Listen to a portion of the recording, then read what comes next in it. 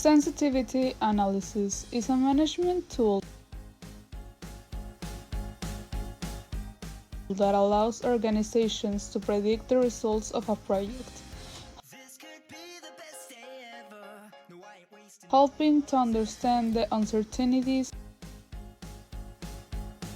limitations, and scope of a decision model, also known as what-if analysis. It allows you to determine how different values of an independent variable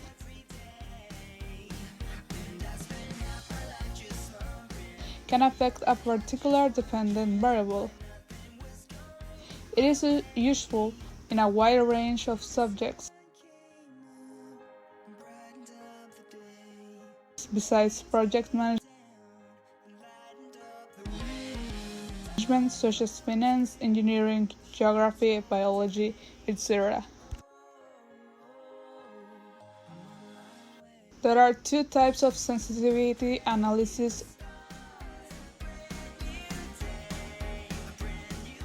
local and global. The first is a technique that studies the impact of a single parameter time based on a cost, keeping the variables fixed. The global sensitivity analysis, in contrast, it uses a global sample for the purpose of exploring the design space. But what is its importance in projects? Sensitivity analysis is one of the tools most used by project managers to predict the expected results of a project. It adds more flexibility to the evaluation model during the analysis process, and finally, in the presentation to potential clients,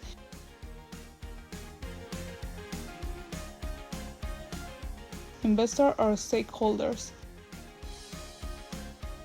There are multiple benefits of applying it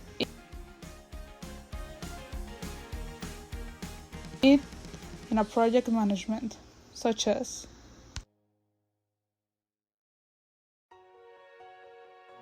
facilitate decision making. Sensitivity analysis results in data support forecast. When all variables are considered and all results are analyzed, it is easier for management to make investment decisions. Data 4 is an extremely useful tool for future business planning.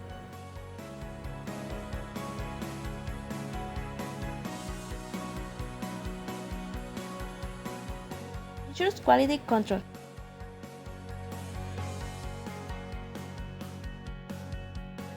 With sensitivity analysis, companies can determine those processes are not allowing the creation of a useful product and are preventing the achievement of objectives. Determining those errors in early will help create better products in less time, which can lead to greater diversification in the future. Better resources allocation. Sensitivity analysis enables the identification of strong and weak areas in project planning while measuring their possible impact on the result. This allows organizations to direct resources to the variables that most need support. Sensitivity analysis allows companies to forecast the success or failure of a project using reliable and accurate data by studying active variables and possible outcomes.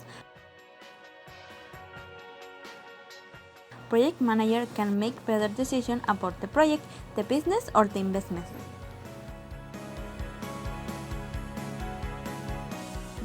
Disadvantages.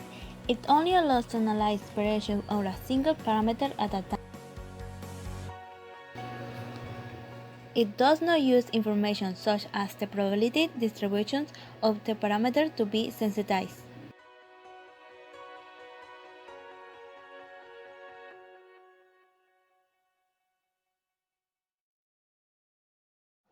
Our example for sensitivity analysis is the following. The toy store Julio Regalado prepares a production schedule for 2 new toys, J and R. Each toy J requires 2 hours in machine A and 2 hours in machine B and 1 hour in the finishing section. Toy R requires 1 hour on machine A, 1 hour on machine B, and 3 hours in the finishing section. The available hours used per week are: for machine A 70 hours, for machine B 40 hours, and for finishing section 90 hours. If the profit for each toy J is $4 and the profit of toy R is $6, how many units for each toy must be made per week in order to make more profits? The variables will be x1 is equal to quantity of toy J to make, x2 quantity of toy R to make. The target function to maximize it is Smax is equal to 4x1 plus 6x2. The restrictions are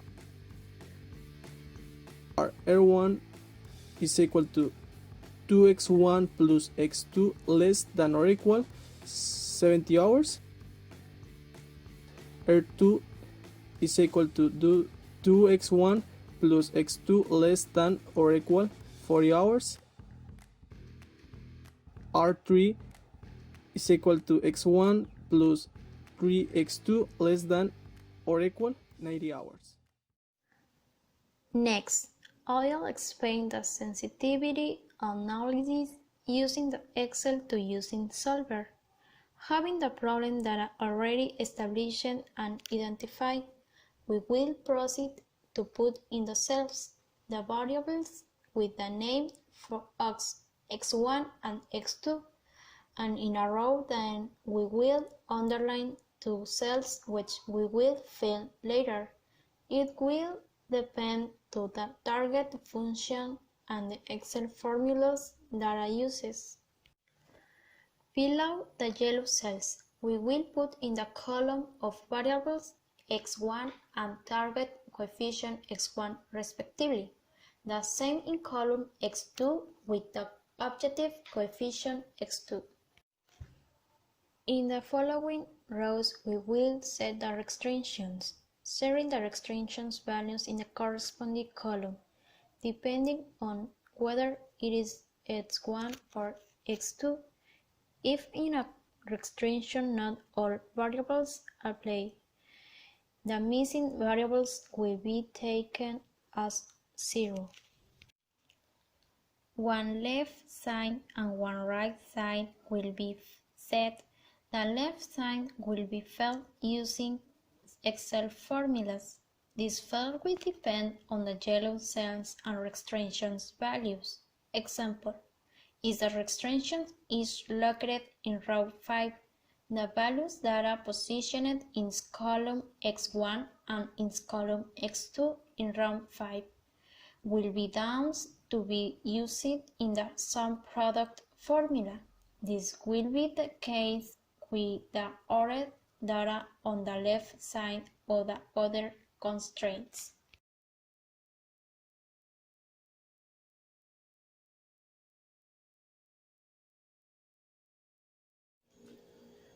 On the right side will be the cells filled with the maximum or minimum values of the restriction. In a cell, the target function will be set at below it. We will underline the cell with yellow. The yellow cell we will fill it with the formula sum product that will use the yellow cells of variables and cells where the coefficient targets are.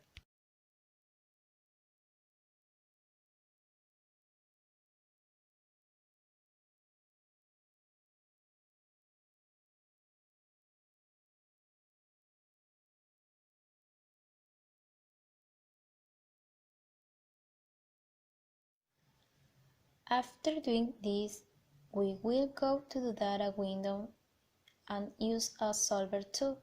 Set the yellow cell where it says set target.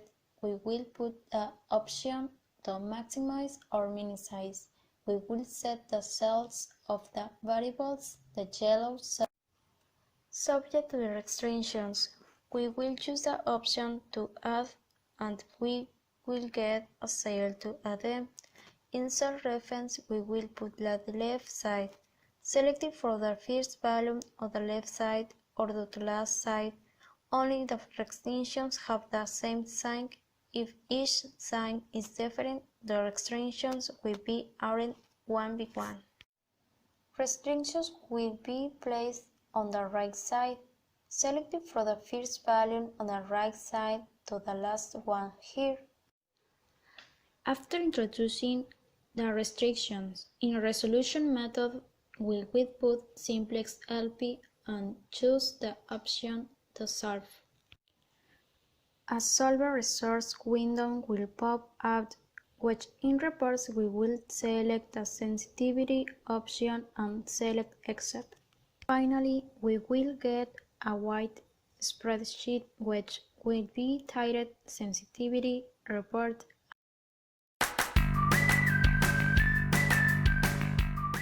In the sensitivity report, we can see how different data, which are the final values for our variables and the coefficient value of the variables in the target function. We can also observe the final values that restrictions will take when solving the problem, but there are separate ranges that are permissible to increase and allow us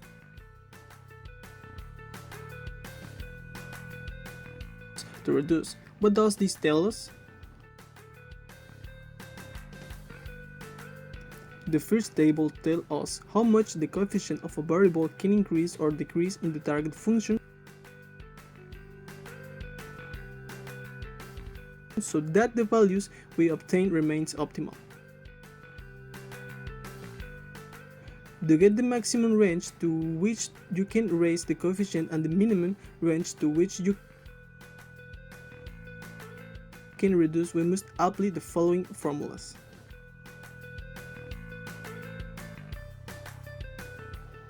Maximum is equal to target coefficient plus allowable to increase.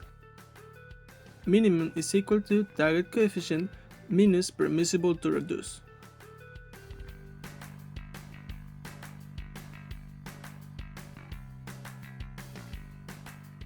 This will tell us in which ranges we can vary the coefficient value of the variables in the target function, and general final value for the variables will remain the same.